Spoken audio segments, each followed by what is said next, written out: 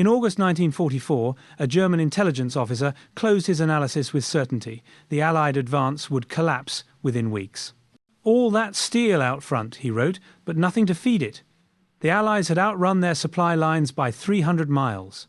Fuel and ammunition sat in Normandy, while Patton's Third Army sat motionless near the German border, tanks empty, men hungry. The math was simple. No railroad could reach them, no pipeline existed, and moving that tonnage by truck through bombed French roads in blackout conditions was operationally impossible. The Germans waited for the stall to become a rout. What they didn't know was that by September, men like James Rookard were already driving. On a wet road in northern France, his hands gripped the wheel of a 2.5-ton truck carrying 80 gallons of gasoline and a ton of ammunition. No headlights, just cat-eye slits, putting out 2 dull commas of light. Behind him, 60 more trucks followed in total darkness, 60 yards apart, navigating by feel. The railroad couldn't reach the front, so 30,000 drivers became the railroad. Another bend came, another flick of a gloved hand in the darkness, another downshift with a protesting whine. Somewhere above, far out in the black, a slow aeroplane droned and hunted. If anyone turned on a headlight, this entire column could die in seconds. No lights, no passing. Roughly 60 yards between vehicles, keep rolling. On the 5th curve, the road pitched down and the drums in the bed lurched violently. Rookard braced a knee under the wheel and heel-toed the pedal, counting the seconds between the silhouettes behind him. A hiss of air and a steel smell meant the brakes were right at the edge of failure. Infantry waited somewhere in a hedgerow, cold and hungry, listening for engines.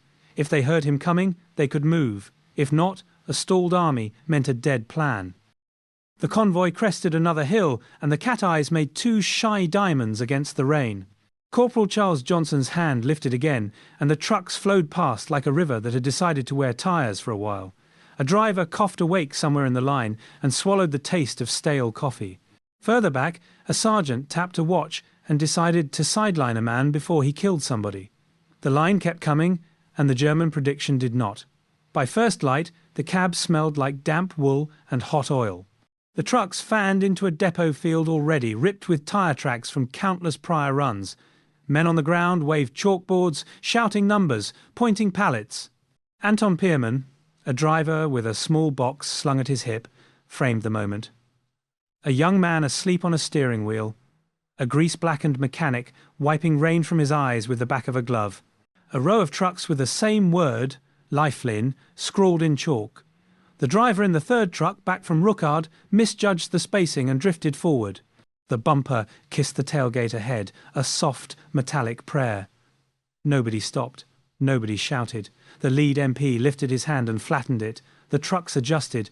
A column that could have been an accordion stayed a sword.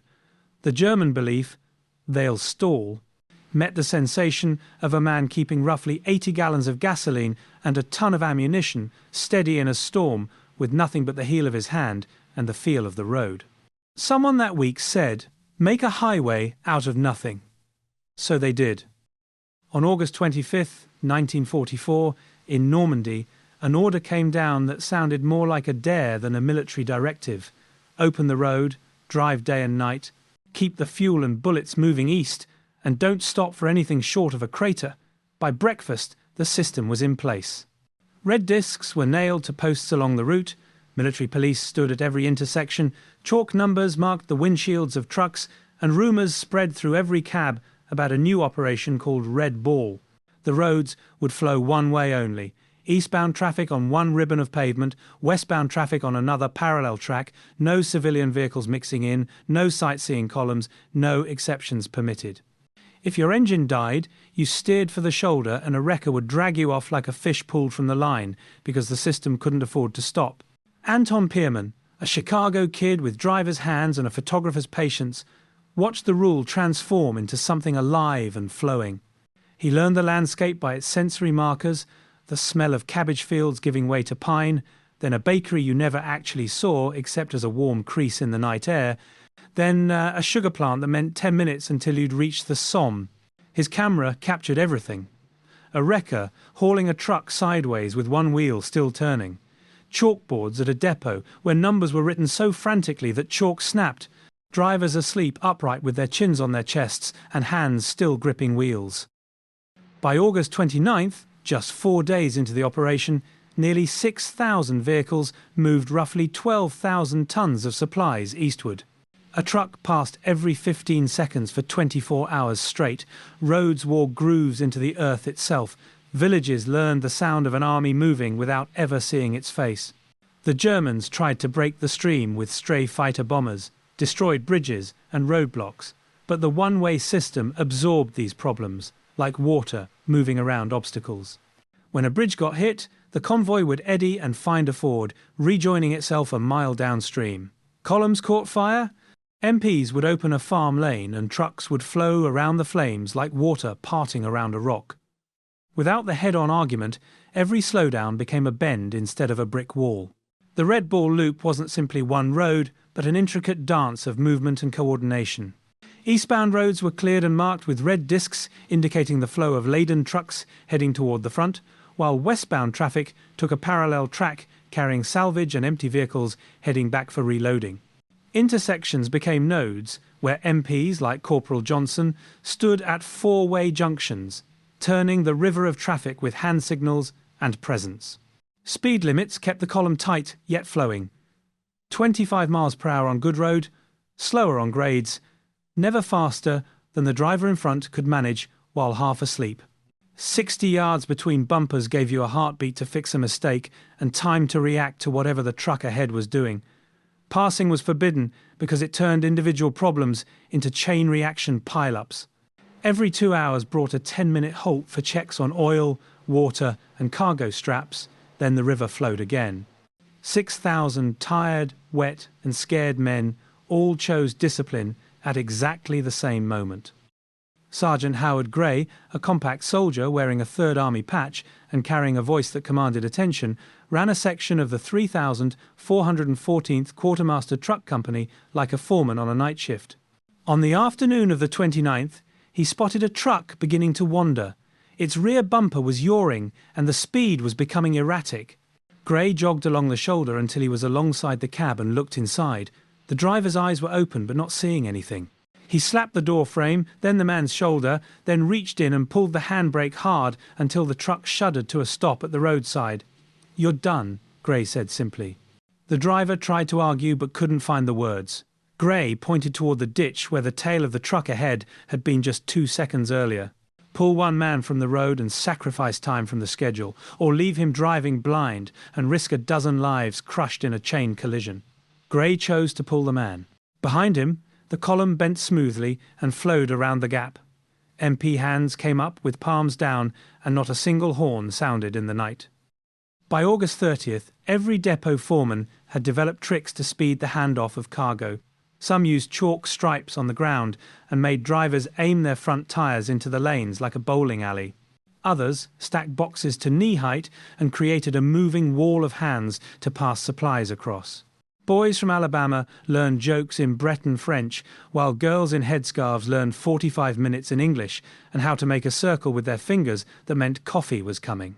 About 900 vehicles a day became the baseline, more when weather cooperated. Across the entire season, roughly 23,000 drivers and loaders worked the Red Bull, enough people to populate a small city that never closed and never slept. Most of them were black soldiers, newly arrived in France, for whom this work could be the difference between a victory that month and a stalemate stretching through the winter. German pilots looked for convoys at dawn and dusk, when the sky provided contrast and trucks became silhouettes against the light. They found some targets. But convoys that never pointed a headlight at the sky were hard to spot from above, and an MP with a whistle could move a river faster than a pilot could read a map on a bombing run. Bridges that got hit came back overnight with timber that still smelled like fresh sap. Roadblocks that appeared in villages lasted exactly one encounter with a wrecker and resolute soldiers. The defender had to be perfect every single time, while the river only needed to find one way around the obstacle. Late that night, Pierman sat on his truck's running board and wrote 3 words on the side in chalk: the throttle. He looked at what he'd written and smudged the E with his thumb. His buddy asked if it was too big. Pierman just shrugged. Big enough, he said. Trucks that were never supposed to sustain a pursuit delivered more than 12,000 tons in a single day. What came next would test everything the system had built. On September 5th in Alençon, France, rain fell between the stone houses, and the road gleamed like wet tar through the narrow streets. Corporal Charles Johnson stood in an intersection with his boots in shallow water, his white gloves already turning grey. He held his palm down and the vehicles slowed. 2 fingers like a beak guided them through tight spaces, a chopping motion signalling the drivers to watch. Hidden bicycles under ponchos, sheep scattering across the pavement. Civilians frozen as the army moved past at arm's length. When Rookard came in with the second group of trucks, Johnson's hand flattened. Behind them, a truck dragged its brakes with a sour smell. Rookard counted the space between vehicles: 1 streetlight, 1 house front, 1 porch, roughly 60 yards. When a young driver behind crept forward, Rookard tapped his brakes twice. At 25 miles per hour, a column of roughly 100 trucks with 60 yards between them stretched more than 3 miles down the road, about the distance of a small town laid end to end. Add a second column, then a third. The spacing held everything together. A 10-minute break at each scheduled hour let the drivers breathe. Military police stationed at key points kept the system from tearing itself apart. By mid-September, a driver named Gray watched another driver throw his hands up after a near miss, then punched the accelerator. Gray signalled him down hard and climbed into the cab himself. "You sit," he said, pointing at the roadside. "Watch a dozen trucks go by and decide if you want to be number 13 or the reason we stop counting." The driver swallowed and nodded. By the 8th truck, his hands stopped shaking. Drivers stack days the way plates pile up in a sink. Over a day and a half awake, 4 hours of sleep, then hope that your partner didn't snore. They chewed coffee grounds and put a pebble under their tongues.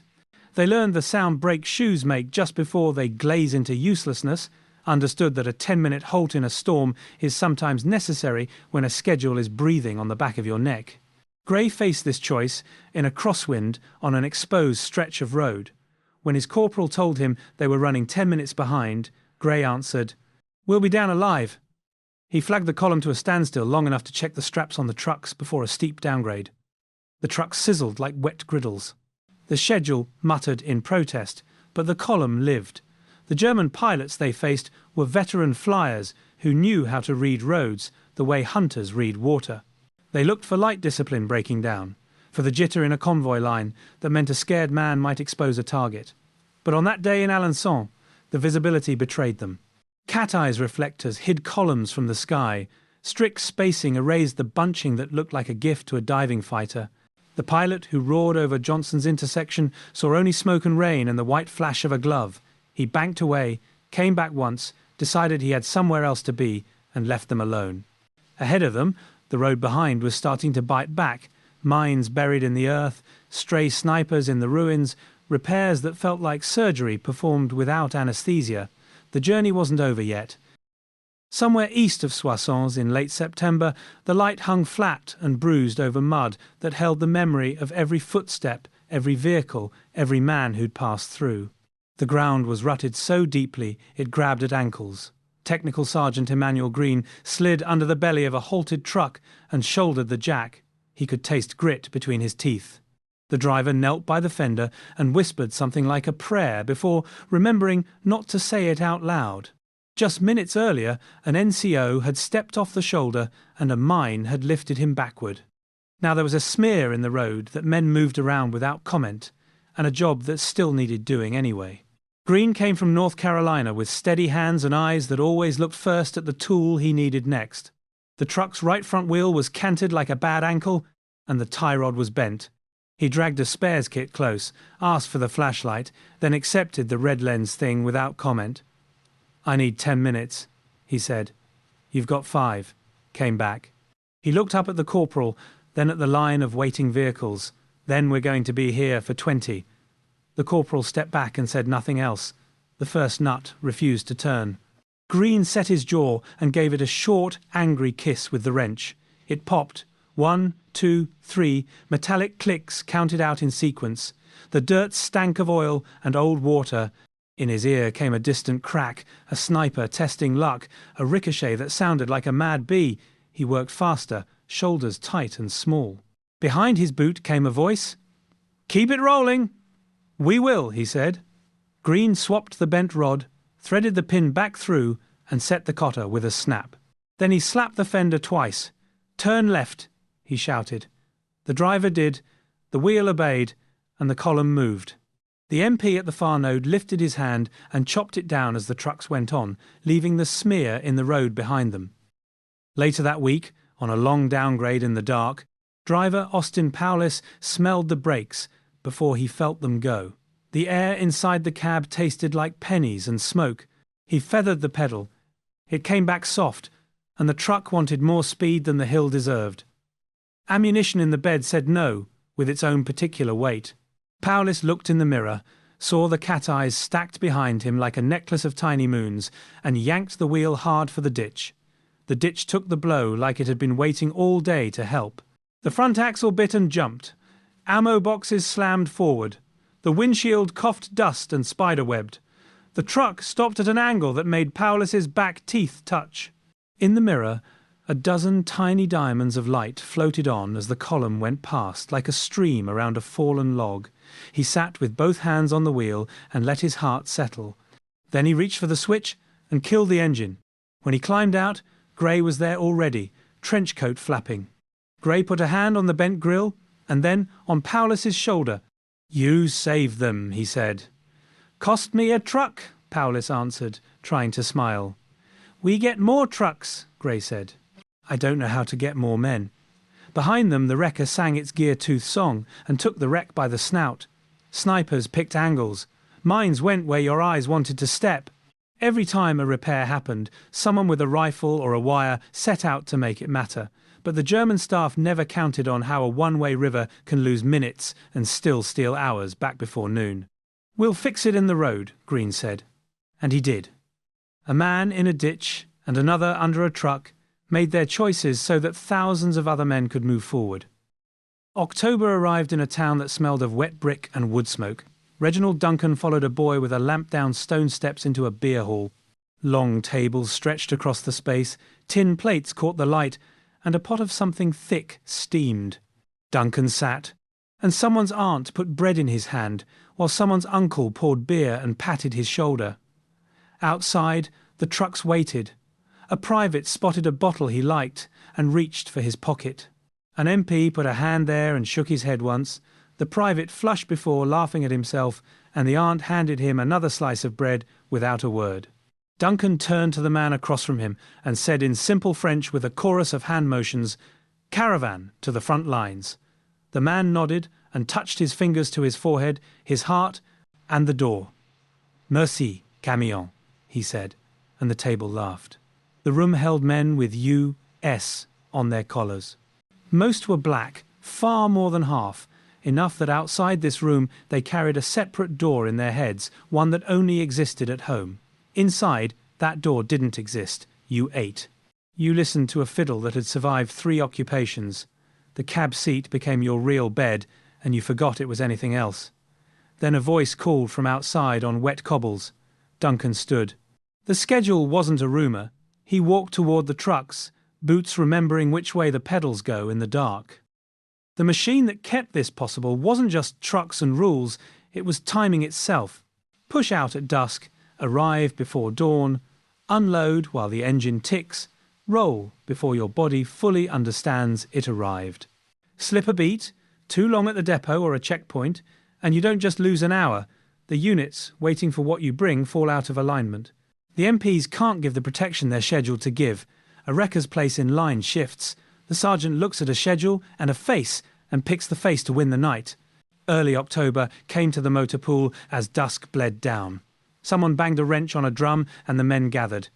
"Lifeline between combat and supply," the voice said. Their damp jackets dripped onto concrete.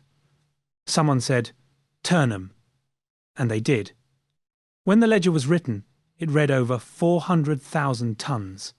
After the season of noise came an empty road. November 16th, 1944. The order came down. Stand down. Red Ball closed. Pearman lifted his camera one last time and photographed an empty intersection where a glove had floated in the rain. The road looked smaller without the trucks. Over 400,000 tons delivered in 82 days. Nearly 6,000 vehicles at peak operation. On most days, 900 trucks moved supplies. Around 23,000 drivers and loaders kept the line running. Most of them black. All of them tired. Someone said, "Turn 'em as a joke," and the men smiled, the smile of bodies still ready to work. Rail and pipelines move fuel when the front holds steady. Pipes don't care about blown bridges. Trains run to timetables, but trucks are loud and fragile in the ledger. Yet trucks appear overnight, adapting in minutes, finding a ford, using a farm lane, keeping a promise that lasts only an hour. The sprint wins the right to build what comes after. Gray signed the last dispatch sheet with a stub of pencil and looked at his watch. Walking the line, he marked 3 trucks for maintenance, 2 for the wrecker, 1 for bed.